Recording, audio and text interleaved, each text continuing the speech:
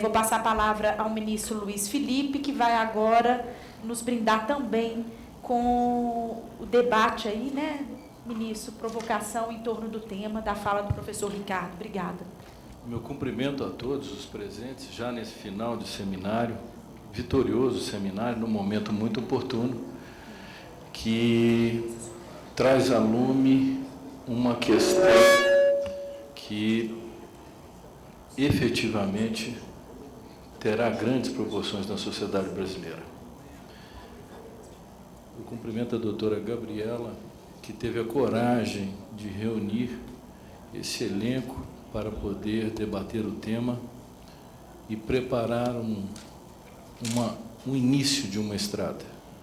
Ao doutor professor Helder, procurador, amigo, colega, que há muito tempo se dedica ao tema, acho até que foi muito modesto nas suas considerações, tinha muito a dizer. O professor Ricardo Antunes já é conhecido de todos nós, tem sido um verdadeiro baluarte, um farol nessa luta contra a terceirização desenfreada. Mas eu vou divergir dos dois em poucas coisas. Do doutor Helder, porque eu não sou otimista. Esse é o primeiro ponto. Do professor Antunes, já disse a ele, quanto à terceirização dos juízes. Não, mas não é pelo fundamento que vocês estão pensando. É porque nós já somos terceirizados para que os advogados ganhem o seu dinheiro e nós já trabalhamos para eles. Mas vamos entrar agora seriamente no tema. Que tudo já foi dito sobre o aspecto jurídico, político, econômico, social, sobretudo pelos representantes dos sindicatos, juristas que já estiveram aqui, o sociólogo.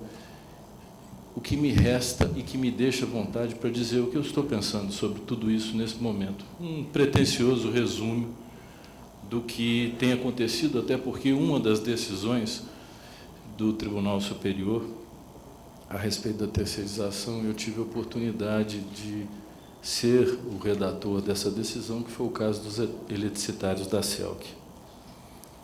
Então, eu queria fazer um quadro, na verdade, para provocá-los, para deixar a reflexão. O que nós estamos discutindo aqui? Vou indagar para os senhores. Terceirização? Eu vou começar com um texto do professor Fábio Comparato e vou terminar com esse texto dele. E vou divergir e concordar, mais ou menos. Sabe o que nós estamos discutindo aqui, para mim? Eu vou ler para os senhores. 4 séculos de trabalho escravo e de escravidão nesse país e os reflexos negativos na cultura brasileira. Desprezo geral das classes ricas pelo trabalho subordinado, em especial o trabalho físico. Prestígio das profissões liberais, consideradas ocupações próprias e exclusivas de classes superiores, o que levou o Brasil à consideração do doutorado acadêmico como título aristocrático. Preconceito racial. Os não brancos são considerados raças inferiores. Desprezo pelos pobres, o que leva à subserviência aos ricos, aos patrões e às autoridades. É isso que nós estamos discutindo.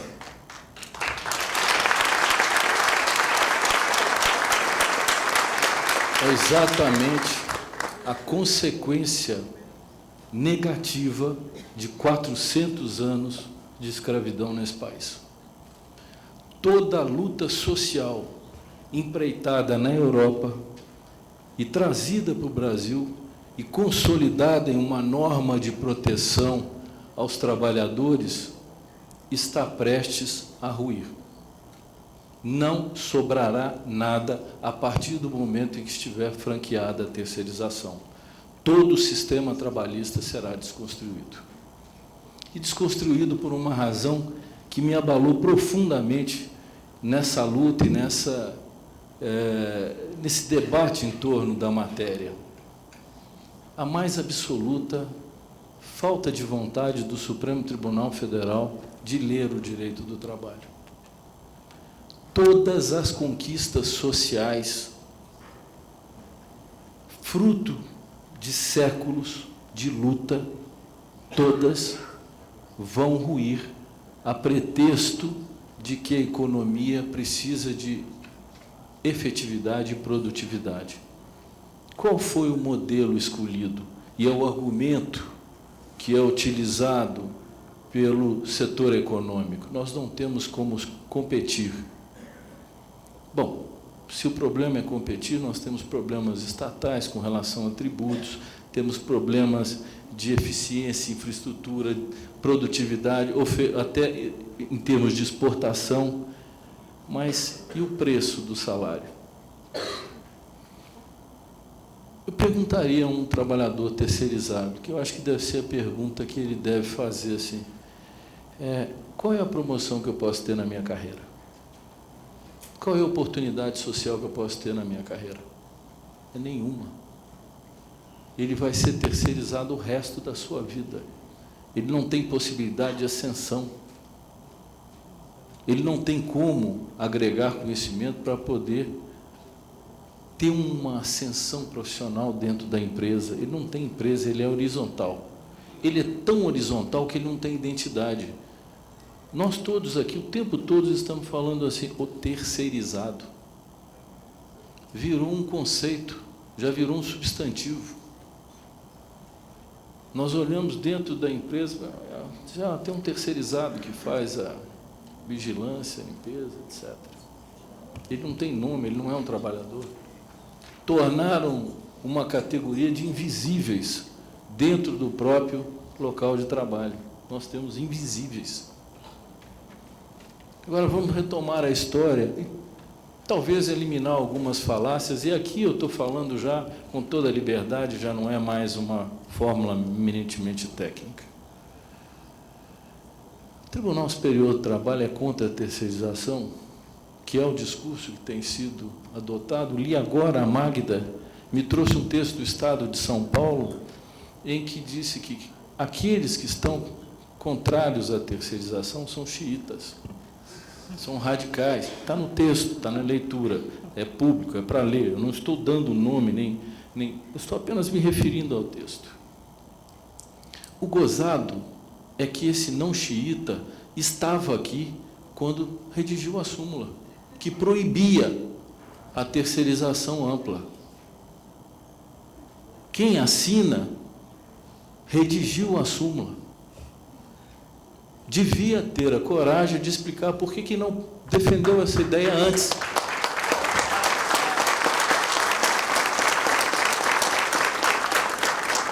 Por que tudo mudou agora? As coisas não mudaram assim.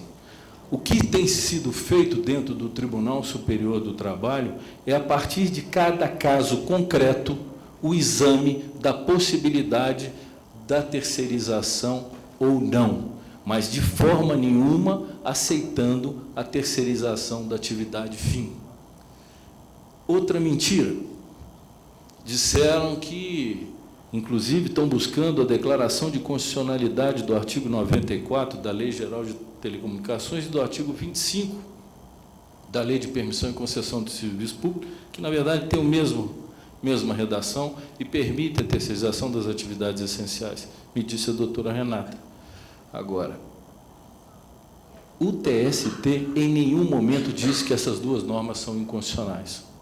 Mas aí nós vamos voltar àquelas 4 observações que eu fiz.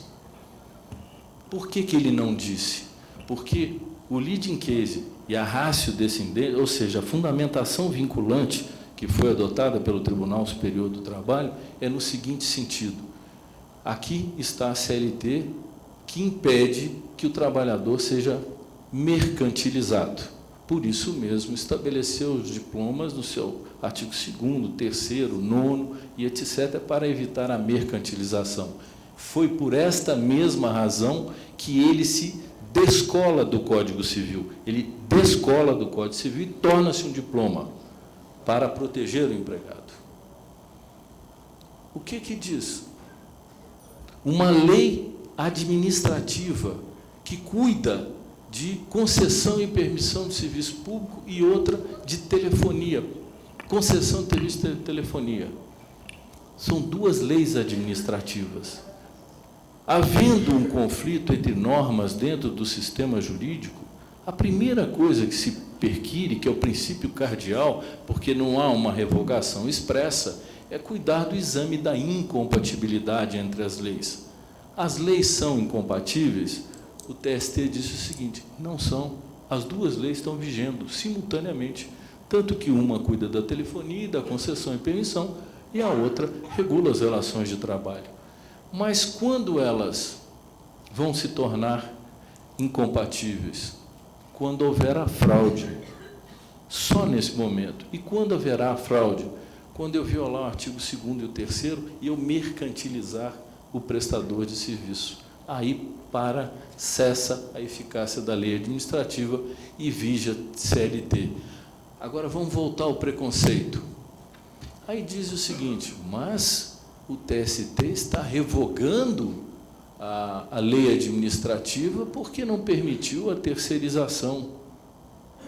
O discurso é unilateral. O TST está revogando. Presta atenção. Nós estamos revogando porque não aceitamos a terceirização na atividade fim. E o contrário. Se eu aceitar, eu não estou revogando a CLT? Esse discurso não existe. Esse discurso não leva em consideração, porque para o Supremo Tribunal Federal, infelizmente, o trabalho não parece que dignifica o homem, pelo contrário. O Supremo Tribunal Federal, de forma magnífica, com a edição do Código Civil, fazendo valer o texto da Constituição Federal, estabeleceu a possibilidade da união estável de pessoas do mesmo gênero. Admitiu o aborto no caso de anencéfalo. Progrediu para rejeitar a algema. E vamos enumerando quando diz que o Supremo tem como viés o escopo de proteger o aspecto existencial em face do princípio da dignidade. Só tem um problema com o cidadão: se ele trabalhar,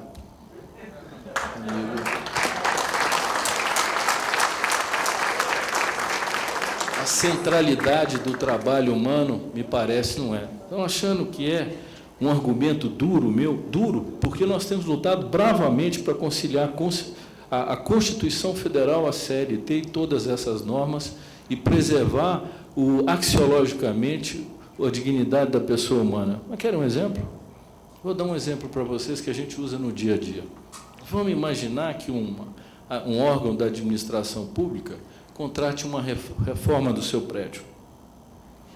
Pois bem, realizando a reforma, cai uma pedra lá de cima e atinge um cidadão que está passando. Esse cidadão ingressa na justiça e diz o seguinte: responsabilidade objetiva do Estado. Então você vai me reparar integralmente. Fácil, uma ação rápida. Ele não tem que provar. Vamos trocar o exemplo. Não caiu a pedra, caiu o trabalhador. Esse cidadão que foi atingido pelo trabalhador entra na justiça e fala: fui atingido, responsabilidade objetiva, você vai ter que me indenizar. E o trabalhador? Ele vai ter que provar a culpa da empresa por ele ter caído para poder cobrar da empresa, e diz o Supremo que não tem responsabilidade da administração pública porque ele citou e não tem a obra. Esse é o resultado. Essa é a pequena diferença do que nós estamos falando. Então, qual é a minha preocupação e qual é o meu desabafo nessa altura? Eu espero que o Supremo Tribunal Federal, após esse início, um tanto quanto eufórico, comece a ponderar aquilo que está em jogo, o que está sendo debatido. Porque os exemplos que o professor deu dessa empresa japonesa, Foxconn, ela é famosa. Ela está no Brasil, inclusive. Está prestando serviços aqui.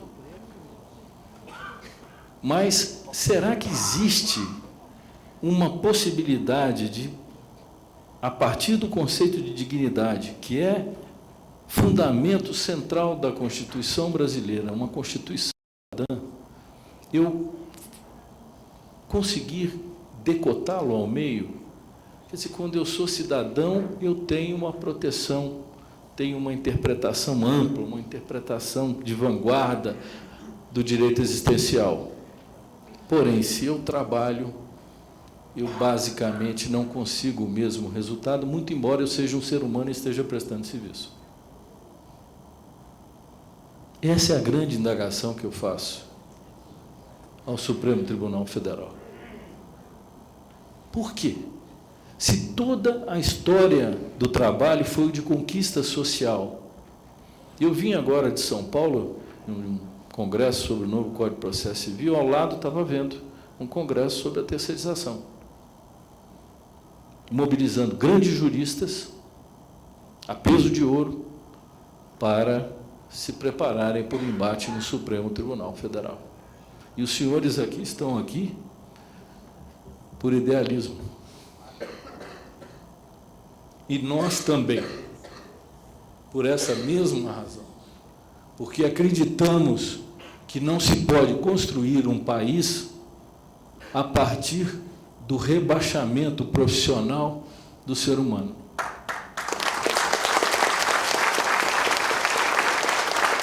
No momento em que se faz uma opção, no meu caso, de ser juiz do trabalho, é justamente para acreditar que o direito social tem realmente uma relevância e uma importância muito grande para se ter o conceito de dignidade. Eu não acho que a dignidade é só ser, é preciso ter.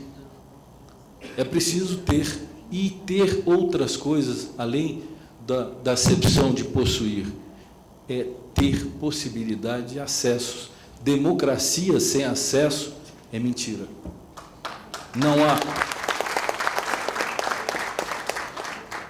E nós, no Tribunal Superior, temos julgado permanentemente questões relativas à terceirização, de ruborizar quem quer que o valha.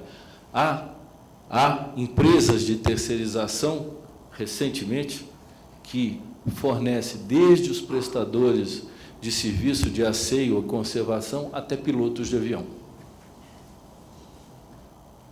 Aí eu pergunto para vocês, o jogo não deu certo no Parlamento, levaram para o Supremo. Judicializado eles estavam, porque o TST editou uma súmula, nós não podemos negar. O TST estava participando do processo, mas vem evoluindo passo a passo, com cuidado, para poder não permitir uma devassidão com relação à terceirização, passo a passo. Não conseguindo êxito no Congresso, na aprovação de uma legislação que era imprescindível por uma razão, porque todo mundo está focando a terceirização sob o prisma individual do trabalhador, mas tem uma virada de mesa, uma puxada de tapete que está por trás disso, que é muito pior. É quando eu destruo o direito coletivo e acabo com os sindicatos. Essa é a puxada de tapete. É preciso, então, que a lei diga como ficarão os sindicatos. E aí o debate tem que ser legislativo, não pode ser o judiciário. Se querem sentar à mesa de negociação com vários sindicatos em face da terceirização, sentem-se com todos de uma vez, não com um de cada vez, cada um mais fragilizado que o outro. Se eu não regular a questão da relação coletiva num processo de terceirização, eu destruo um princípio basilar do direito do trabalho. Então, o jogo é muito mais grave do que se imagina. Permitir que se resolva a terceirização sem regulamentar o direito coletivo, um abraço. Agora, qual é a tarefa que nos cabe nessa altura? Eu vi todas as anotações a respeito das manifestações. Me resta uma mais atrevida. Todos os processos relativos ao embate sobre a lei Geral de Telecomunicações e sobre a questão da lei de concessão e permissão de serviço público, acredito que o ministro Zé Roberto tenha dito isso aqui, as reclamações constitucionais foram todas arquivadas. Todas estavam sendo arquivadas, a não ser uma, que aludia à possibilidade de reserva de plenário. Acontece que nós não tínhamos declarado a inconstitucionalidade, nós dizíamos que havia conflito, tanto que as demais reclamações analisadas no Supremo diziam o seguinte: olha, aqui não é uma questão constitucional, eles estão tratando de uma antinomia no sistema, um conflito de norma, está arquivada.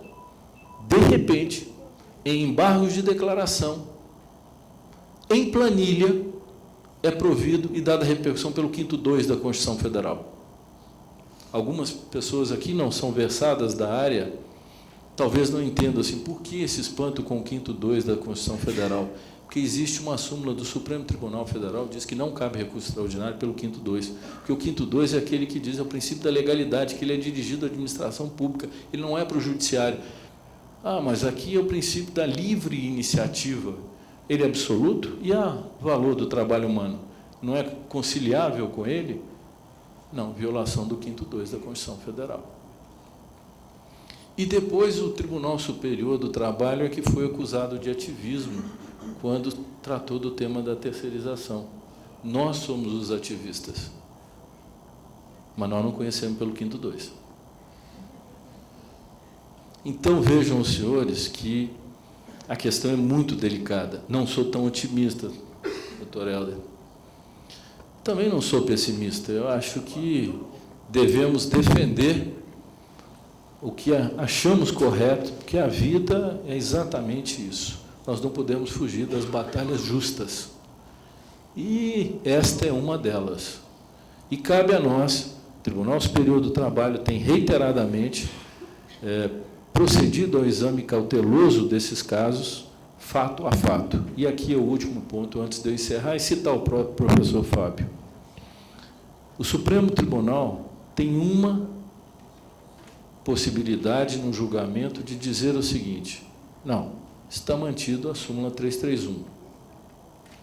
Isso é uma possibilidade. E as coisas continuam como estão, caso a caso sendo analisado. Tem uma segunda. Neste caso, que discute empresa de florestamento e reflorestamento, que, curiosamente, no contrato social diz que o objeto dela é florestamento e reflorestamento, que ela terceirizou, ele franquear a terceirização, mas em que limite? E fora do próprio caso concreto. E aí nós teríamos verdadeiramente aberto uma comporta insuperável. Agora, haverá uma consequência processual dessa comporta: a usurpação da competência constitucional do Tribunal Superior do Trabalho e da Justiça do Trabalho. Quem compete dirimir os conflitos relativos às relações de trabalho por força das normas infraconstitucionais é a Justiça do Trabalho. E o Supremo vai regular caso a caso? O que ele vai dizer na consequência?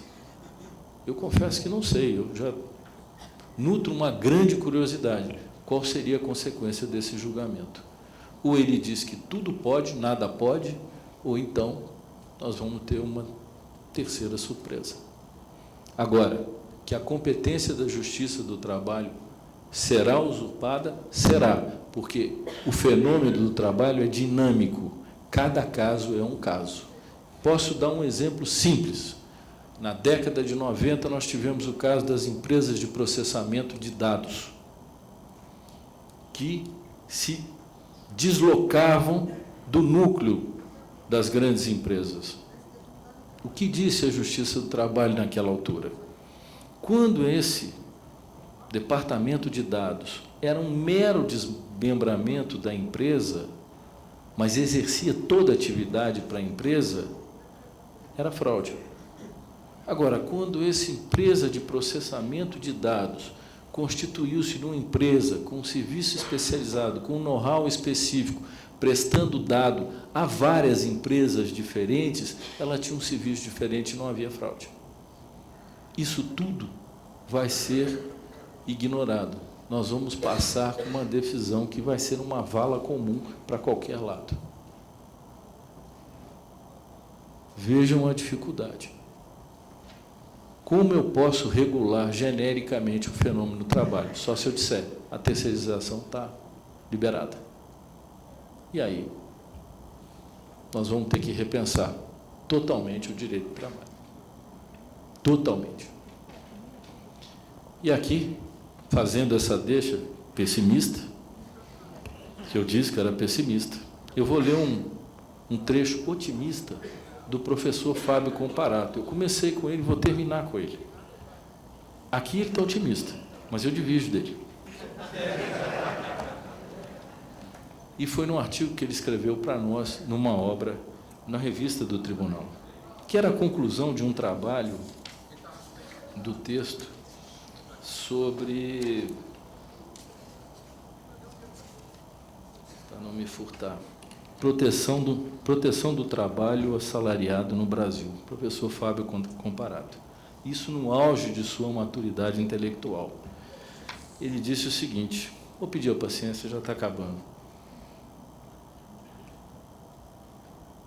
Ele nasceu e desenvolveu-se, como assinalado, em estreita vinculação com o sistema capitalista, sob a forma de uma limitação ao poder empresarial, que sempre tendeu ao absolutismo. Acontece que o capitalismo não é apenas um sistema econômico, mas uma vera e própria civilização, isto é, uma forma de organização global da vida em sociedade.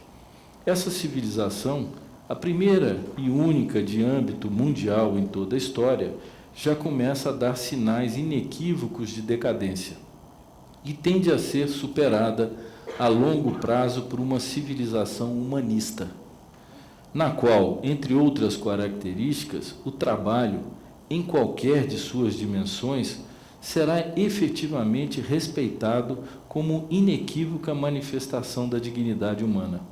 Em tais condições, a organização empresarial do futuro já não será dominada pelo capital, mas assumirá feições comunitárias, passando a empresa privada a pertencer em comum a todos os seus colaboradores, e a empresa pública a ser diretamente controlada pelos representantes do povo soberano. É em vista desse porvir que devemos todos atuar de modo consciente e coordenado. Chegamos, assim, à conclusão paradoxal de que o futuro do direito do trabalho aponta, indiscutivelmente, para o seu desaparecimento. Vejam, senhores, a razão pela qual o professor Conder entende que o direito do trabalho desaparecerá.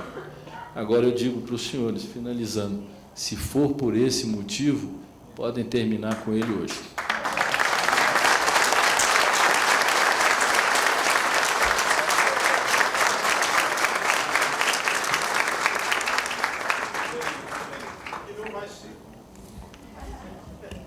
O que me impressiona é que nós estamos aqui com o ministro do Tribunal Superior do Trabalho, falando com coragem, com firmeza, botando o dedo na ferida.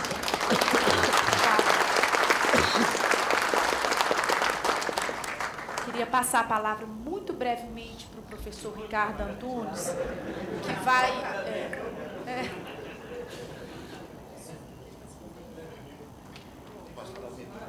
Você vai falar só um minuto. Não, eu acho que os dois comentários, na verdade, foram muito mais do que isso, né? Jogam para pensar que sociedade nós queremos. O trabalho que estrutura o capital desestrutura a humanidade. O trabalho que haverá de estruturar a humanidade deverá desestruturar o capital. É um imperativo do século XXI. A sociedade escravista e escravocrata tem sequelas muito profundas, né? Eu acho que o que fica daqui é que nós temos que fazer uma campanha muito ampla. Sindicatos, todos os sindicatos deveriam organizar debates a partir de amanhã nos seus sindicatos, né? Por que não queremos a terceirização total e por que não queremos a terceirização? Porque, na verdade, impedir a terceirização total pode ser, por um lado, o Helder perguntar, para onde vamos? Para a sociedade da barbárie completa. Travar a terceirização da atividade fim pode ser o começo de uma luta contra a terceirização. E repor o sentido do trabalho é uma forma de repor, como fulcro da questão, o debate de que sociedade nós queremos no século XXI. Como ninguém sabe para onde vai o mundo, todas as janelas estão abertas, né? É a hora da gente também olhar para as nossas janelas. Eu estou muito feliz de estar aqui, agradeço, não foram debates, foram falas, aprendemos muitos todos aqui, e espero que esse seminário tenha sido positivo para que a gente... e o Supremo só será suscetível, né, se ele sentir pressão das lutas sociais, da população, nas mídias, das redes sociais, né, para que esse debate da terceirização não fique na mão deles, né? Nós temos que fazer uma contra-hegemonia poderosa aí para poder balançar um pouco esse quadro. Muito obrigado, e de minha parte eu agradeço a paciência de vocês, né, por ter participado dessa nossa atividade e pela positividade e força que nós saímos daqui com esse seminário. Muito obrigado.